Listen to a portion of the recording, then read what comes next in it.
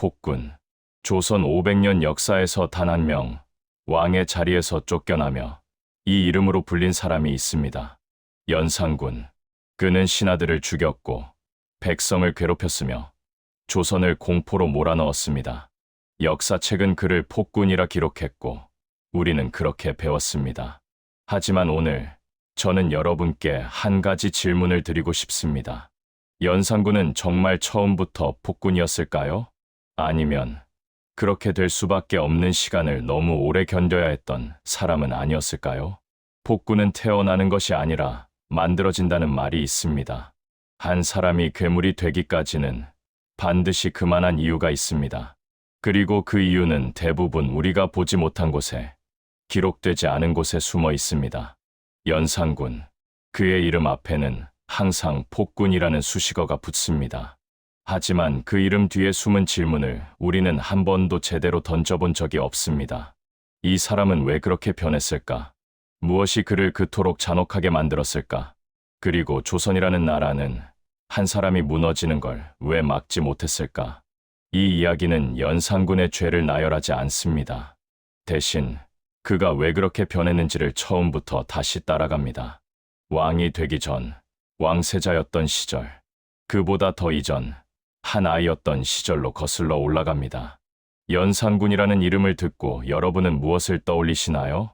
사치와 향락, 무자비한 숙청, 광포한 행동?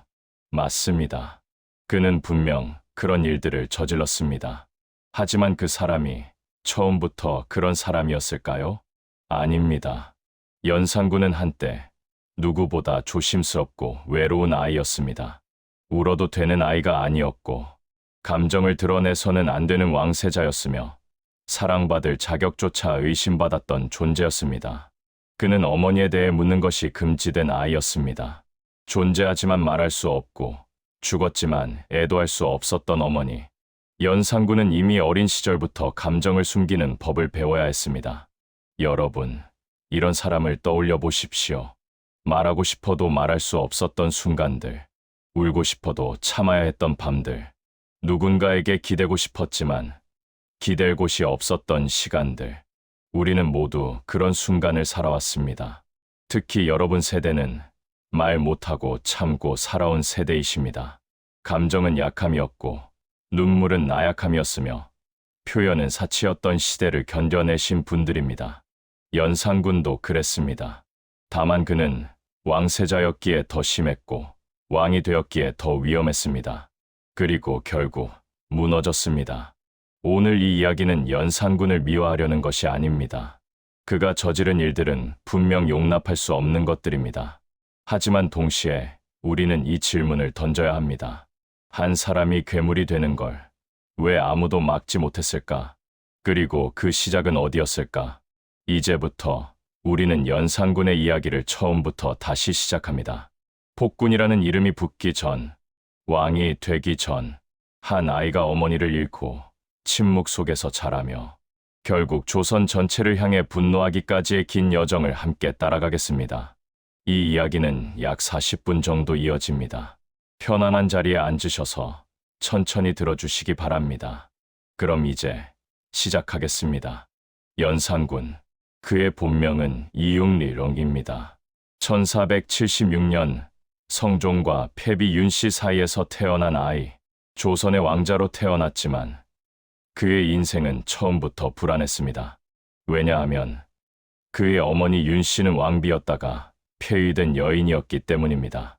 윤씨는 성종의 첫 번째 왕비였습니다. 하지만 그녀는 왕비로서 오래 살아남지 못했습니다. 성종 8년, 1477년, 윤씨는 폐비가 됩니다. 그리고 그로부터 얼마 지나지 않아 사사스스됩니다.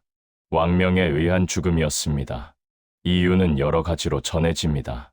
질투가 심했다는 기록도 있고 성종의 얼굴을 핥히었다는 이야기도 있습니다. 하지만 진실이 무엇이든 결과는 하나였습니다. 연산군은 어머니를 잃었습니다. 그리고 그 사실조차 제대로 알지 못한 채 자라야 했습니다. 상상해 보십시오. 한 아이가 어머니에 대해 묻는 것이 금지된 삶을 산다는 것을. 어머니는 어디 계세요? 이 질문을 던질 수 없는 아이. 어머니는 어떤 분이셨나요? 이 질문에 답해줄 사람이 없는 아이. 연산군은 그렇게 자랐습니다.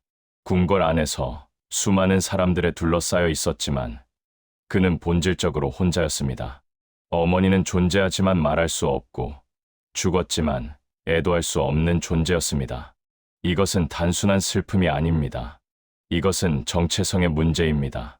우리는 누구나 어머니를 통해 자신의 뿌리를 확인합니다.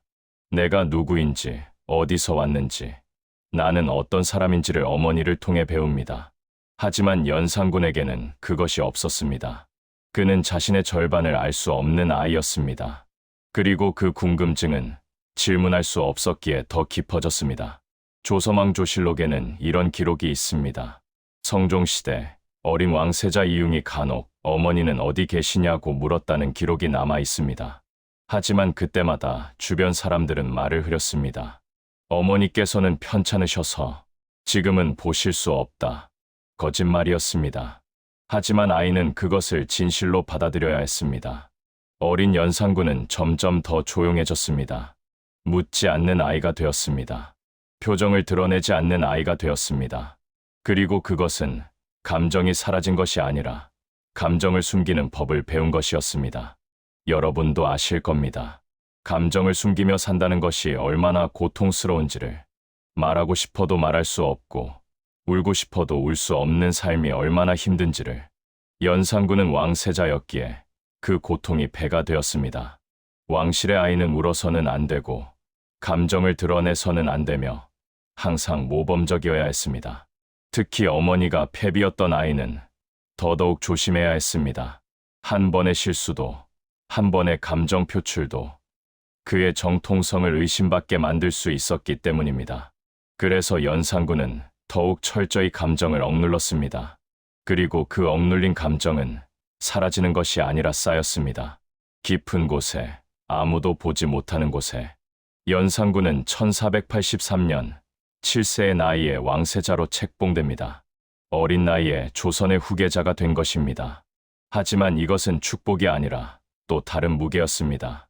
왕세자가 된다는 것은 더 이상 평범한 아이로 살 수 없다는 것을 의미했습니다. 그의 말 한마디는 기록이 되었고 그의 표정 하나는 해석의 대상이 되었습니다. 조선의 왕실 교육은 매우 엄격했습니다. 특히 성종시대는 유교 이념이 강화되던 시기였고 왕세자에 대한 교육도 그만큼 철저했습니다. 연산군은 매일 새벽부터 경전을 공부해야 했습니다. 사서 삼경, 역사서, 제왕학. 그는 조선의 미래 왕으로서 완벽해야 했습니다. 하지만 그 완벽함 속에는 한 아이의 마음이 들어갈 자리가 없었습니다. 왕세자는 눈물을 보여서는 안 됩니다. 왕세자는 사사로운 감정에 흔들려서는 안 됩니다. 왕세자는 항상 백성과 나라를 먼저 생각해야 합니다. 이런 말들이 매일 반복되었습니다. 연산군은 그것을 따라야 했습니다. 하지만 그는 여전히 어머니가 그리운 아이였습니다. 궁금했습니다. 어머니는 정말 어떤 사람이었을까? 왜 아무도 어머니 이야기를 하지 않을까? 혹시 내가 뭔가 잘못해서 어머니가 떠난 것일까? 이런 질문들이 머릿속을 맴돌았지만 연산군은 묻지 않았습니다. 묻는 것이 금지되어 있다는 것을 이미 알고 있었기 때문입니다. 그래서 그는 더욱 침묵했습니다. 그리고 그 침묵은 점점 그를 고립시켰습니다. 왕세자 시절의 연산군에 대한 기록은 많지 않습니다. 그는 모범적이었고 조용했으며 특별히 문제를 일으키지 않았습니다. 하지만 그것이 그가 행복했다는 뜻은 아닙니다. 오히려 그 반대였습니다. 그는 너무나 완벽하게 자신을 숨겼기 때문에 아무도 그의 내면을 들여다보지 못했습니다. 성종은 아들을 사랑했을까요? 기록에 따르면 성종은 연산군을 엄격하게 대했습니다. 왕세자로서의 책임을 강조했고 실수를 용납하지 않았습니다. 하지만 그것이 아버지로서의 사랑이었는지 아니면 왕으로서의 의무였는지는 알 수 없습니다. 연산군은 아버지에게서도 따뜻함을 느끼지 못했습니다. 그는 왕세자였지만 아들이 아니었습니다. 후계자였지만 가족이 아니었습니다. 그리고 그 외로움은 점점 깊어졌습니다. 특히 연산군이 자라면서 궁궐 안의 정치적 긴장은 더욱 심해졌습니다. 성종시대는 살인파와 훈구파가 대립하던 시기였습니다. 살인파는 신진 사대부들로 유교 이념을 중시하고 왕권을 견제하려 했습니다. 훈구파는 기득권 세력으로 왕실과 가까우며 실리를 추구했습니다. 이 두 세력은 서로를 견제하고 공격하며 권력을 다투었습니다. 그리고 그 한가운데에 연산군이 있었습니다. 왕세자인 그는 이미 정치적 존재였습니다. 그의 말 한마디, 행동 하나가 어느 쪽 세력의 힘을 실어주느냐를 결정했습니다. 하지만 연산군은 아직 어린아이였습니다. 정치를 이해하기에는 너무 어렵고 사람을 판단하기에는 너무 순수했습니다. 그럼에도 불구하고 그는 그 모든 것을 혼자 감당해야 했습니다. 왕세자는 외로운 자리입니다. 친구를 사귈 수 없고 마음을 터놓을 수 없으며 항상 경계해야 합니다. 누가 진심으로 자신을 대하는지, 누가 권력을 노리는지 알 수 없기 때문입니다. 연산군은 그런 환경에서 자랐습니다. 믿을 사람이 없고 의지할 곳이 없으며 감정을 표현할 수도 없는 곳에서, 그리고 그는 점점 사람을 믿지 않게 되었습니다. 아니, 믿지 않는 것이 아니라 믿을 수 없게 되었습니다. 여러분은 이런 경험이 있으신가요? 주변에 사람은 많지만 정작 마음을 터놓을 사람이 없는 경험. 웃고 있지만 속으로는 외로운 순간. 말하고 싶지만 말할 수 없는 답답함. 연산군도 그랬습니다. 다만 그는 왕세자였기에 그 외로움을 평생 안고 살아야 했습니다. 그리고 그 외로움은 나중에 분노로 바뀌게 됩니다. 1494년 성종이 승하합니다. 연산군은 19세의 나이에 조선의 제10대 왕으로 즉위합니다. 드디어 왕이 된 것입니다. 하지만 왕이 되었다고 해서 외로움이 끝나는 것은 아니었습니다. 오히려 왕이 된 순간 연산군의 외로움은 더 깊어졌습니다. 왜냐하면 이제 그는 정말로 믿을 사람이 아무도 없었기 때문입니다. 즉위 초기 연산군은 나름대로 모범적인 왕이 되려고 노력했습니다. 조선왕조실록을 보면 초기 연산군은 신하들의 말을 경청했고 정사에 성실히 임했으며 백성을 걱정했다는 기록이 남아 있습니다. 그는 좋은 왕이 되고 싶었습니다. 아버지 성종처럼 성군으로 기억되고 싶었습니다. 하지만 현실은 그의 뜻대로 되지 않았습니다. 연산군 앞에 있던 신하들은 충신이기 전에 정치 집단이었습니다.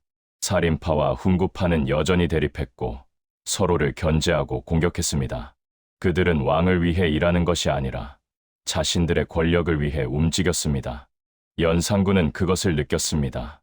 이 사람들은 나를 진심으로 보필하는 것이 아니다. 그들은 왕인 나를 이용하려 한다. 그리고 그 의심은 점점 깊어졌습니다. 왕은 권력의 정점에 있지만 동시에 가장 고립된 자리이기도 합니다.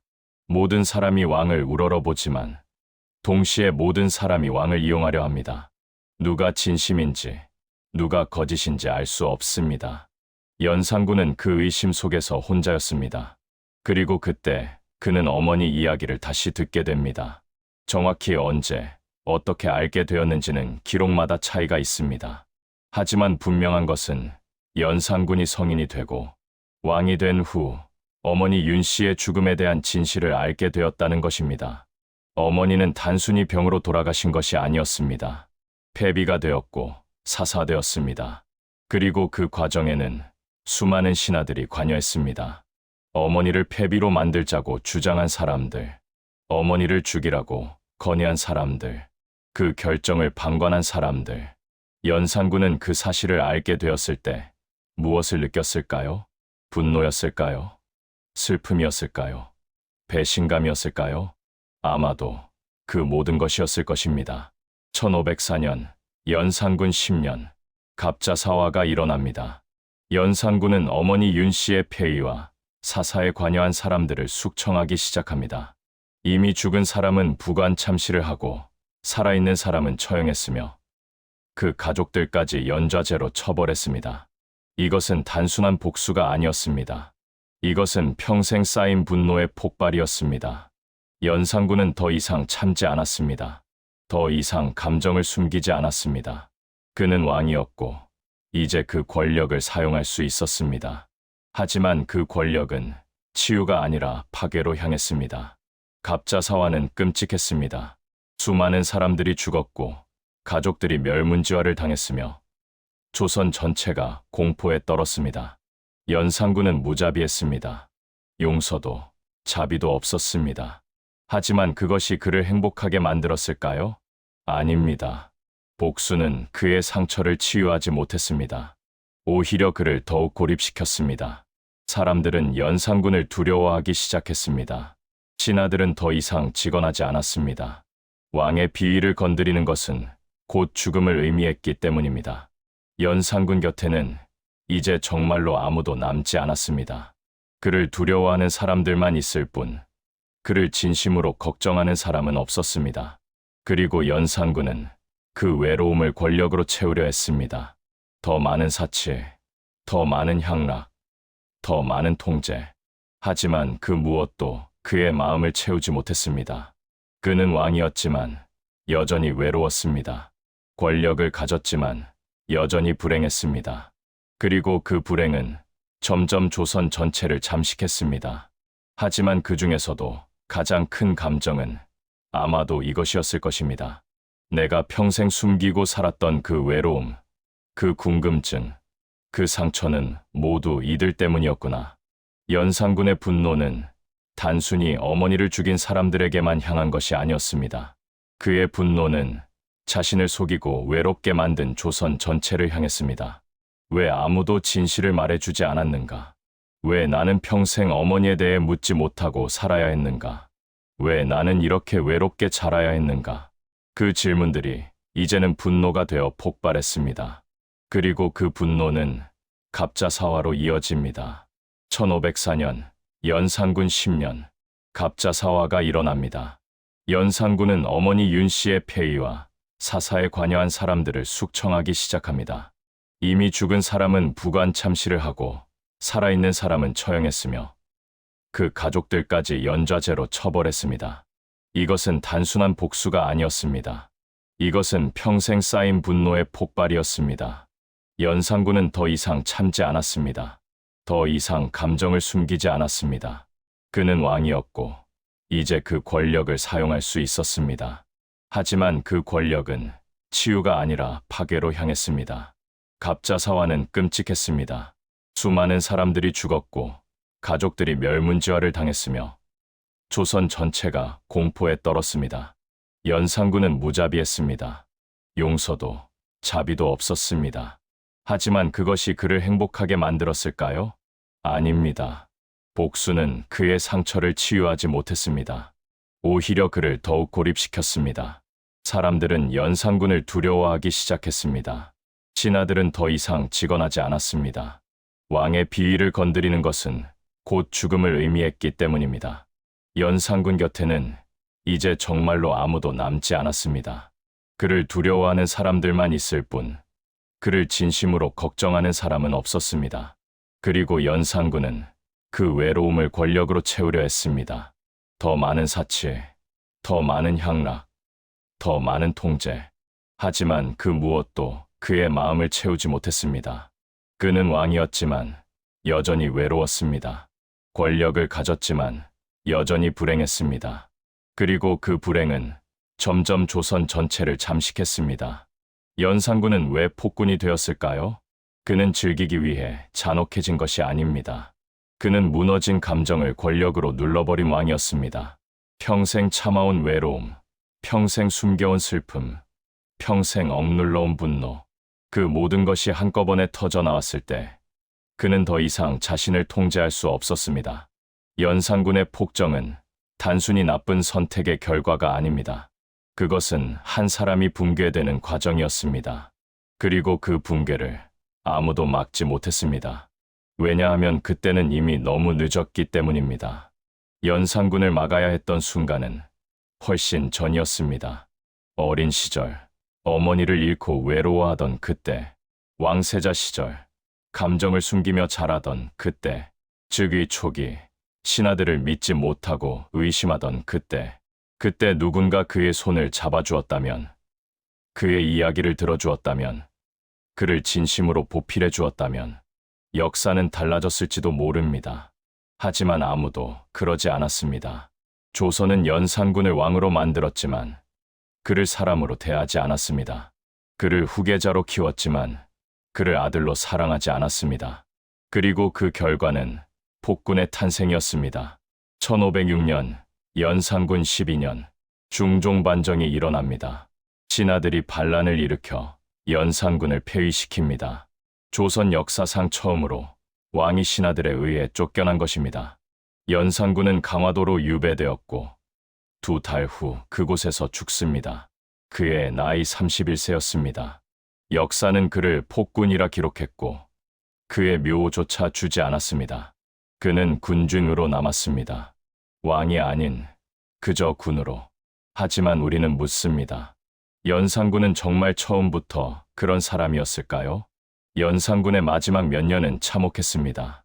그는 더 이상 국정에 관심이 없었고 향락에만 빠져 지냈습니다. 사치와 방탕이 극에 달했고 백성들의 고통은 깊어졌습니다. 하지만 이것을 단순히 폭군의 타락으로만 볼 수 있을까요? 연산군은 이미 무너진 사람이었습니다.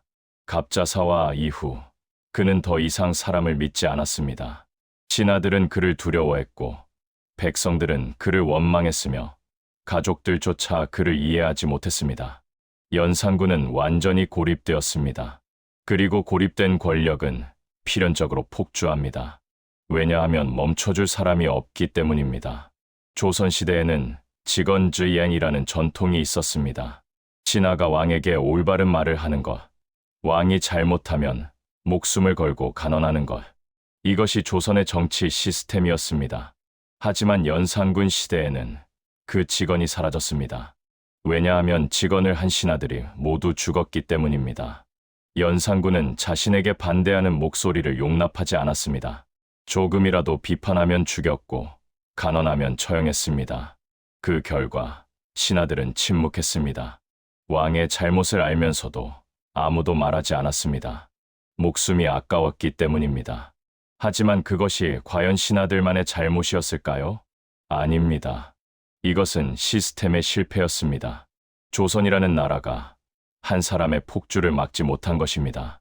연산군을 만든 것도 조선이었고 연산군을 막지 못한 것도 조선이었습니다. 여러분도 아실 겁니다.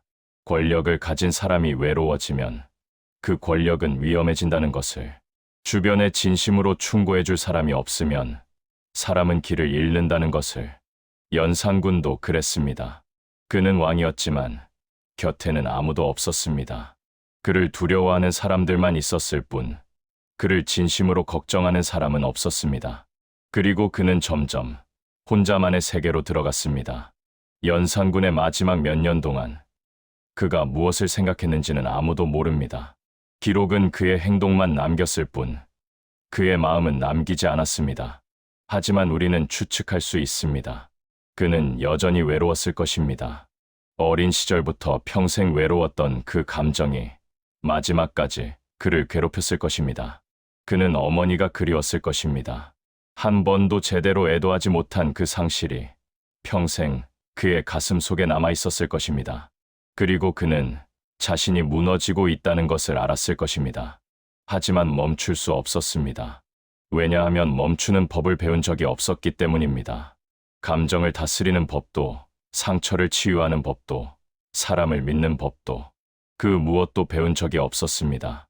그래서 그는 계속 달렸습니다. 파괴와 향락과 공포 속으로. 그리고 결국 무너졌습니다. 연산군의 이야기는 단순히 한 왕의 실패담이 아닙니다. 이것은 권력과 고도, 그리고 인간의 한계에 대한 이야기입니다. 권력은 사람을 자유롭게 하지 않습니다. 오히려 권력은 사람을 더욱 고립시킵니다. 왜냐하면 권력을 가진 순간 주변의 모든 관계가 변하기 때문입니다.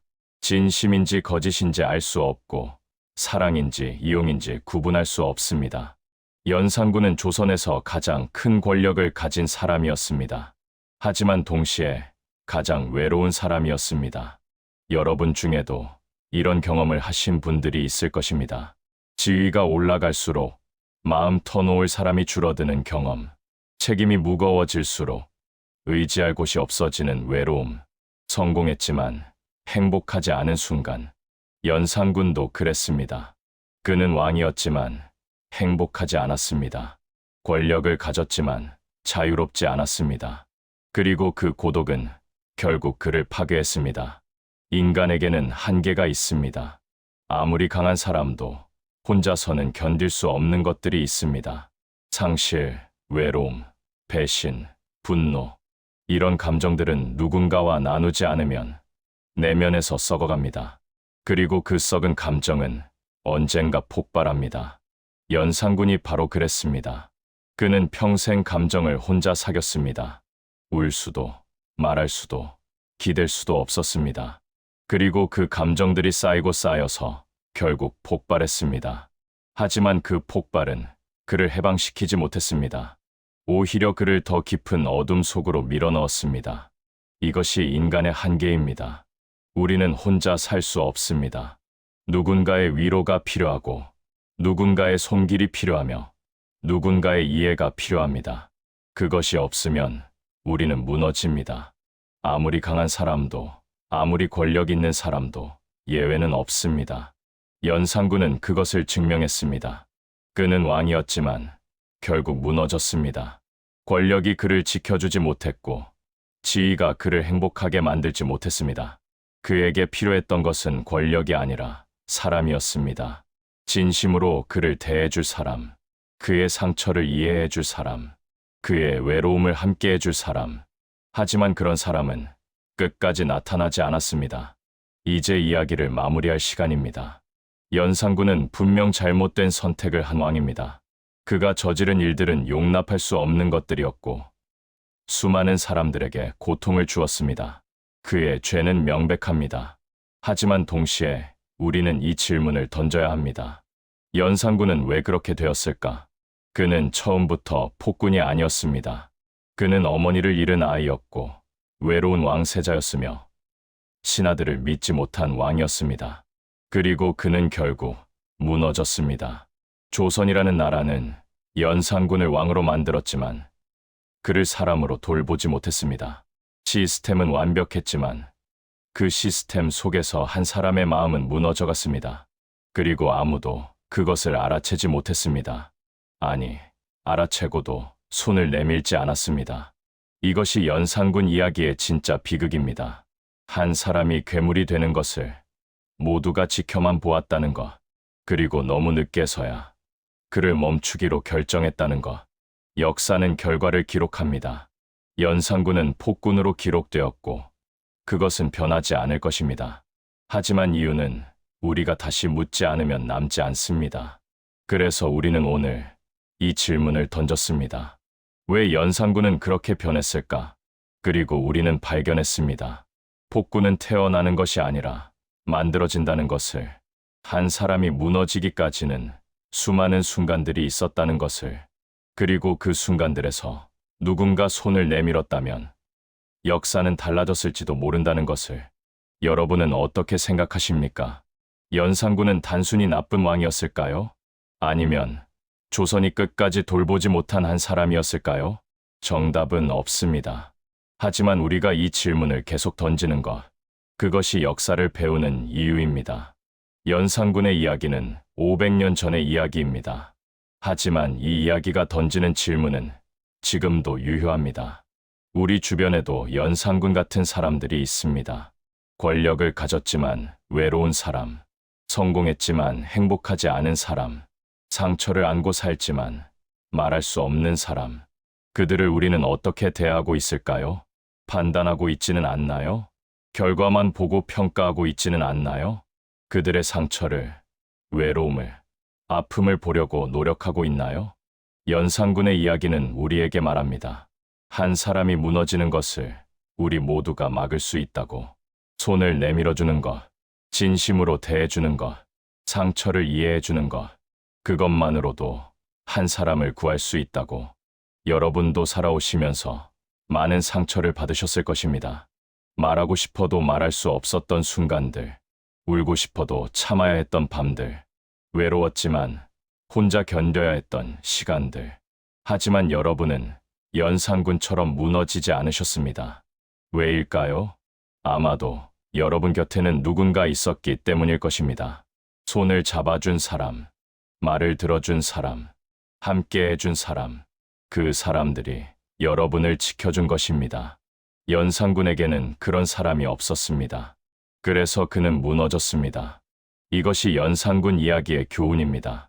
사람은 혼자 살 수 없다는 것, 권력도, 지위도, 그 무엇도 외로움을 이길 수 없다는 것, 그리고 우리 모두는 누군가에게 손을 내밀 책임이 있다는 것. 긴 이야기를 들어주셔서 감사합니다. 오늘 우리는 연산군의 이야기를 처음부터 다시 따라가 보았습니다.